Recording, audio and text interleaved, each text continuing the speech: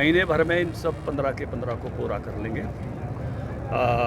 इसके साथ ही मुझे इस बात का आनंद है कि हमारा इतना बड़ा कैडर और इस लेवल का कैडर है, पहली बार हम हरियाणा में खड़ा करने में सफल हुए हैं। पहले हम थे बूथ की समिति तक थे, लेकिन पन्ना तक हम पहली बार पहुँचे हैं। और एक केवल हमने पोर्टल पर नाम चढ़ाए इतना नहीं किया, हमने सभी को बुलाकर पन्ना प्रमुख सम्मेलन किया। ये अपने आप में एक बड़ी ताकत है। मैं कहूँगा कि भारतीय जनता पार्टी के संगठन के सामर्थ्य के भरोसे मोदी जी की मैक्रो लेवल की उपलब्धियाँ, भारत का सम्मान, भारत की मजबूत होती अर्थव्यवस्था, भारत का सैनिक शक्ति जो है का सामर्थ्य बढ़ना, Bharat make in India, made in India का हब बनना, और जहाँ माइक्रो लेवल पर हर घर में नल से जल, हर घर में शौचालय, उज्ज्वला की गैस, कोरोना की महामारी में संभालना, 80 करोड़ परिवारों को फ्री अन्न, ऐसे अनेक आयुष्मान का कार्ड, और तीसरा संगठनात्मक शक्ति इस त्रिवेणी के भरोसे मिशन 2024 में पुनः हम जो है केंद्र की सरकार भी बनाएंगे और हरियाणा की सरकार भी बनाएंगे। अभी हमारे बड़े बड़े प्रमुख नेताओं को राजस्थान के ज़िले सौंपे गए हैं, ड्यूटियाँ लगी हैं, और अभी टिकट पटते ही विधानसभा संभालने के भी 50 एक कार्यकर्ताओं को और जाना है। धनखड़ साहब, और राजस्थान में मैं भी दौरा करके आया हूँ। भारतीय जनता पार्टी की सरकार बहुत ही बहुमत के साथ आराम से बन रही है, कांग्रेस जा रही है। वीरेंद्र सरकार में धरने पर बैठ रहे हैं किसान आज 12 गाँव के मोहना में जेवर कट को लेकर, क्या कहेंगे? कोई भी मांग है तो निश्चित रूप से बात सुनी जाती है और आगे बढ़ाई जाती है। पहले भी इस रोड पर भी एक विषय था, गडकरी साहब के पास हमने भेजे थे। सरकार जो है वो हमेशा किसानों की बात सुनते हुए और उस पर आगे। धनखड़ साहब, वीरेंद्र सिंह जी अपनी बात पे अड़े हुए हैं। आज चंडीगढ़ में उन्होंने कल चंडीगढ़ में प्रेस कॉन्फ्रेंस करी है। वीरेंद्र सिंह जी के सामने एक स्वाभाविक प्रश्न है, कोई और नेता होता तो उसके सामने भी होता। उनकी अपनी सीट पर ही जेजेपी जीती हुई है और इसलिए उनको लगता है कि जेजेपी के साथ रहते हैं तो उचाना सीट का क्या होगा। जेजेपी के साथ अभी हमारा अगले चुनाव का गठबंधन तय नहीं हुआ है। जेजेपी के साथ सरकार चलाने का गठबंधन है, उसका जब निर्णय होगा तो निश्चित रूप से हम आपके साथ भी साझा करेंगे, क्योंकि वो सब अभी सवाल भविष्य का है। यदि बीजेपी में भी बनाए गए थे ऐसे तो मुख्यमंत्री भूपेंद्र हुड्डा उप मुख्यमंत्री बनाने की बात कह रहे हैं। भाई साहब, हुड्डा सिंह के पास टैक्सी तो है नहीं, सवारियों का सौदा कर रहे हैं। मुद्दा ये है ना, वो खुद बनेंगे क्या नहीं बनेंगे, तो इसलिए सवाल इस बात पर है, सवाल उनके उस सामर्थ्य पर है। उप मुख्यमंत्री बनना तो हमारे यहाँ भी उप मुख्यमंत्री है, वो दिक्कत नहीं है। उप मुख्यमंत्री पद में दिक्कत नहीं है, लेकिन आप जो देने का वादा कर रहे हो, क्या आप देने के सामर्थ्य में हो? क्योंकि हुड्डा साहब अपना वोट मैनेज कर रहे हैं, क्योंकि पिछली बार जब लोकसभा चुनाव में पिता पुत्र संयोग ऐसा था कि रमेश कौशिक जी और अरविंद शर्मा से हार गए थे, तो उनको लग रहा है कि अभी चुनाव आ रहा है और चुनाव में क्या बनेगी ये हर एक नेता को चिंता होती है। तो इन बाप बेटे की भी चिंता है, क्योंकि इन्होंने किस तरह से कुलदीप बिश्नोई को दूर किया, इन्होंने किस तरह से राव इंद्रजीत जी भाजपा में आए, भाजपा के बड़े नेता हैं। आज कुलदीप बिश्नोई भाजपा के बड़े नेता हैं, धर्मवीर जी भाजपा के बड़े नेता हैं, रमेश कौशिक जी भाजपा के बड़ा नेता हैं, शैलजा जी को इन्होंने कार्यकारिणी नहीं बनाने दी, राज्यसभा नहीं जाने दिया, सुरजेवाले जी को जयपुर में जाके जो है राज्यसभा लड़नी पड़ी। तो जैसे एक एक को निपटाया, तो शेख सादी का एक शेर है, जिंदगी के रास्ते में मेरे सिर से जितने पत्थर टकराए तो एक एक को पछाड़ा तो मेरे अपने फेंके हुए थे, तो जो बीज बोए हैं उनके फल तो आएंगे। धनखड़ साहब, मेरे दो सवाल हैं। पहला सवाल तो ये है कि आप जिसको पन्ना प्रमुख कह रहे हो चुके हैं, परंतु पांचों पन्ना प्रमुख में पन्ना प्रमुख नजर नहीं आते, आम जनता ज्यादा नजर आती। इसकी बात करें तो इसमें भी यही हालात है। दूसरा बड़ा सवाल है, दूसरा सुन लीजिए सर, दूसरा सवाल ये है कि प्रथला विधानसभा में आप जो सवाल कर रहे हैं, जो पन्ना प्रमुख सम्मेलन कर रहे हैं, उसमें जो बीजेपी के वरिष्ठ नेता हैं पूर्व विधायक टेक शर्मा, वो नजर नहीं आए।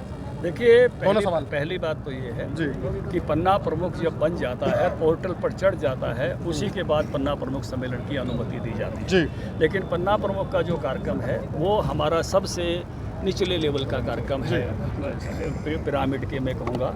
तो उस समय जो बाकी कार्यकर्ता हैं, जो पार्टी के अन्य कार्यकर्ता हैं, पन्ना प्रमुख के अतिरिक्त भी जो कार्यकर्ता हैं, वो सब भी आते ही आते हैं। बिल्कुल सहज 3-4 हज़ार लोग बुलाए गए हों तो उसमें गांव में जितने भी रहने वाले कार्यकर्ता हैं वो भी सदैव सादर आमंत्रित होते हैं। लेकिन पन्ना प्रमुख कार्यक्रम तभी होता है जब पन्ना प्रमुख पोर्टल पे चढ़ गए हम और वेरीफाइड हो गए हैं, उसके बिना पन्ना प्रमुख होता नहीं है। पन्ना प्रमुख सम्मेलन का दायित्व तो सब स्थानों पर विधायकों को है और उन लोगों को है जिसने पिछली बार चुनाव लड़ा था। ये एक पार्टी की कार्य पद्धति है और परंपरा है। तो जिन स्थानों पर पार्टी का विधायक है वहाँ विधायकों ने कराया है। जहाँ पार्टी का विधायक विजयी नहीं हो पाया था तो 2019 का जो कैंडिडेट थे वही सभी पन्ना प्रमुख करा रहे हैं। ये पूरे हरियाणा की परंपरा है। नहीं, पूर्व विधायक नहीं।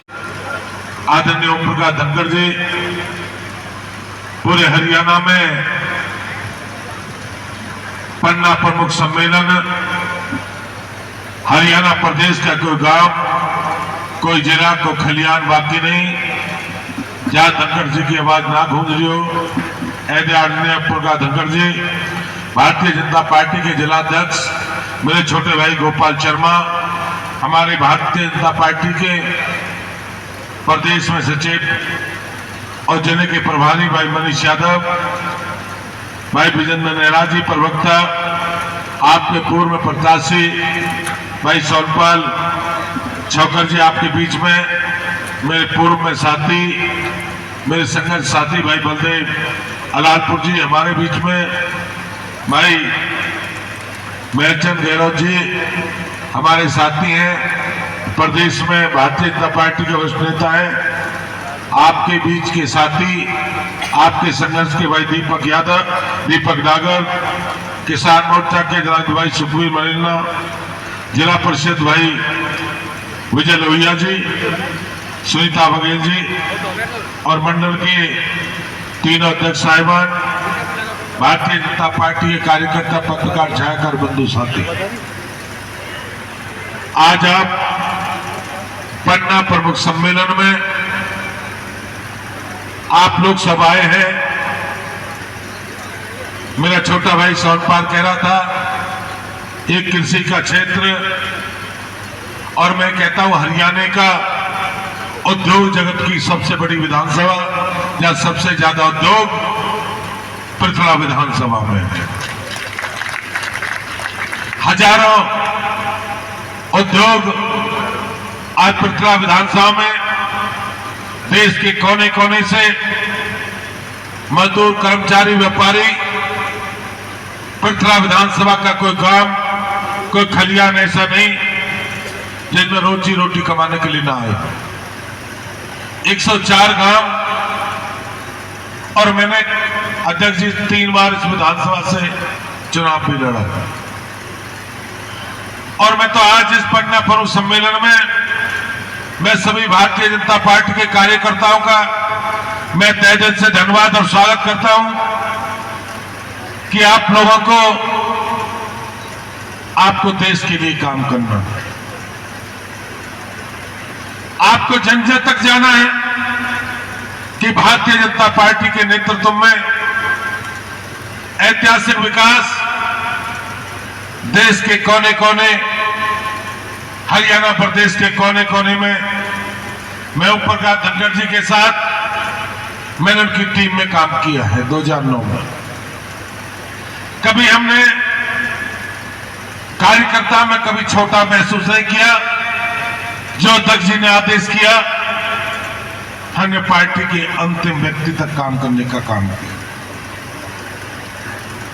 और अध्यक्ष जी के नेतृत्व में मुझे आज खुशी बड़ी प्रशंसा के साथ कि किसान मोर्चे के अध्यक्ष आदरणीय ओम प्रकाश धनखड़ जी रहे। अगर देखें सीखने के लिए किसी आदमी को राजनीतिक क्षेत्र में जाना है तो उसका गुरु बहुत बढ़िया होना चाहिए, और पार्टी का अध्यक्ष उसको कार्यकर्ताओं तक कहां तक पहुंचाना, किस संगठन, उस गुरु का बहुत बड़ा निर्भर करता है। और अध्यक्ष जी के नेतृत्व में हमने किसान मोर्चे 5 साल संघर्ष किया। मैं ऐसे साथियों आपसे कहने जा रहा हूं कि कई बार कार्यकर्ता ऊपर से नीचे नहीं आते, कई बार कार्यकर्ता अपने को समझ नहीं पा रहा। हमने अध्यक्ष के नेतृत्व में इस पृथ्वी विधानसभा में जहां किसान आंदोलन की शुरुआत करी थी, चंदावली से आदरणीय ओम प्रकाश धनखड़ जी के नेतृत्व में की थी, और धनखड़ जी राजनाथ को लेकर आए थे। उन्होंने कहा 1 इंच जमीन आईएमटी में नहीं जाने देंगे, हम केजीपी केएमपी में किसानों का पूर्ण मुआवजा देने का काम करेंगे। और संघर्ष आज भी याद आता है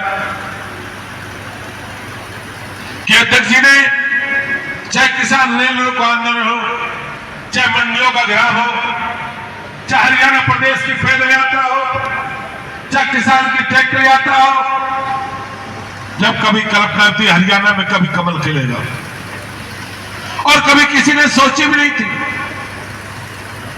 मैं बधाई दूंगा धनखड़ जी को। भाई सारे साथी बैठ जाए, कोई साथी इधर नहीं जाएगा भाई। अध्यक्ष जी ने हरियाणा को कोने कोने से जब आंदोलन की शुरुआत करी, हरियाणा में कमल खिलाने का काम करा। आगे धनखड़ जी, आपके मैं धन्यवाद, तेजी से धन्यवाद और स्वागत करता हूं कि पृथ्वी विधानसभा में मैं तेजी से आपका धन्यवाद स्वागत कि आप आए। मैं आपका अपनी तरफ से धन्यवाद। जय हिंद, जय भारत। मेरा निवेदन है, अभी भोजन प्रसाद शुरू नहीं है, तो इसलिए और अभी अधिक समय। हेलो, तो एक बार जोरदार तालियां हो जाएं, सभी जोरदार तालियां हो जाएं स्वागत की प्रक्रिया में।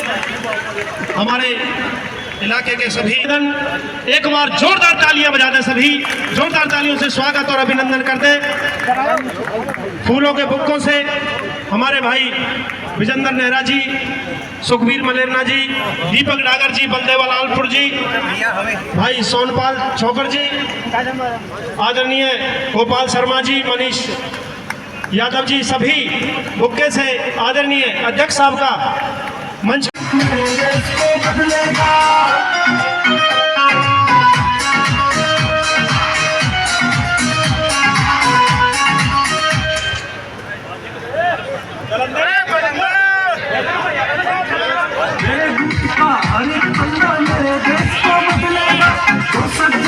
और चुपन्ना वो देश को बदलेगा, मेरे बूथ का पन्ना पर मेरे देश को बदलेगा,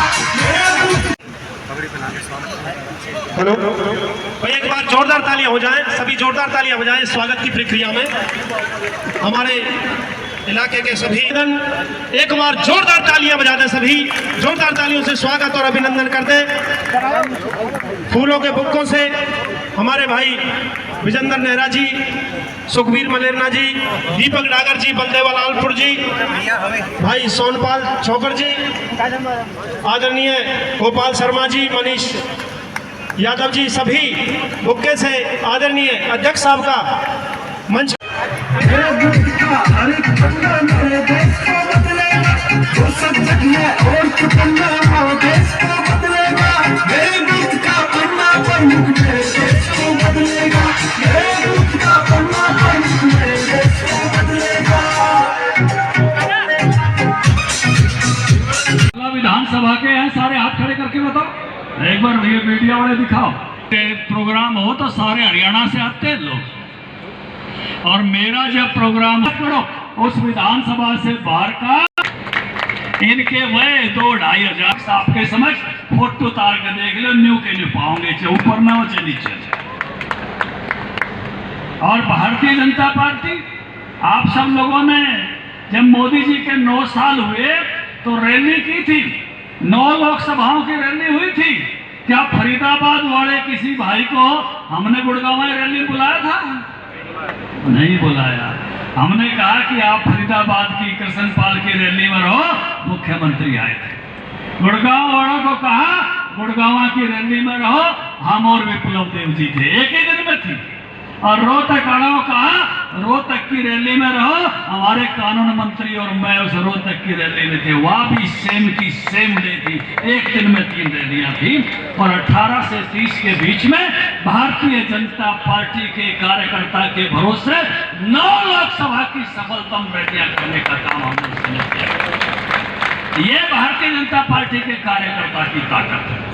हर 15 परिवारों में से एक बुलाया है, कोई बुला के दिखाओ, न्योंदा दे के दिखाओ, क्योंकि उसके लिए नेटवर्क चाहिए।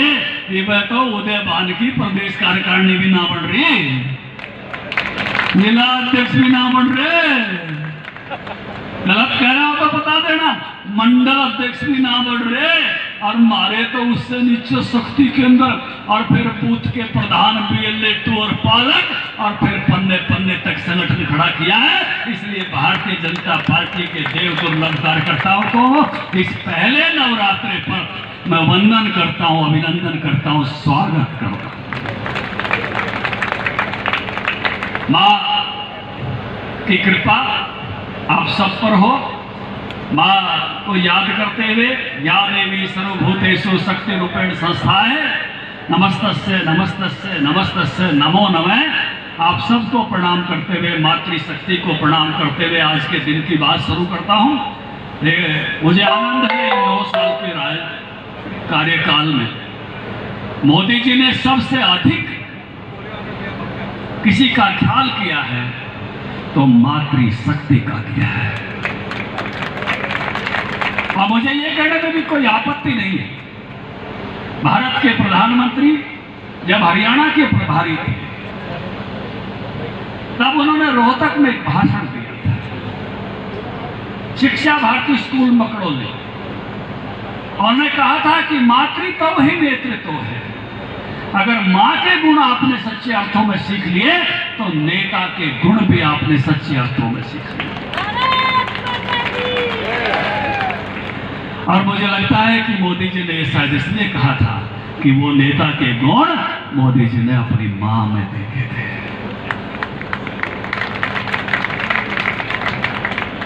कमजोर से कमजोर परिस्थिति में भी मां अपने बच्चे को का मन नहीं मरने देती, अपने बच्चे के मन को ऐसा बना सके रखती है कि वो पूरे दुनिया में सबसे सर्वश्रेष्ठ बन सके।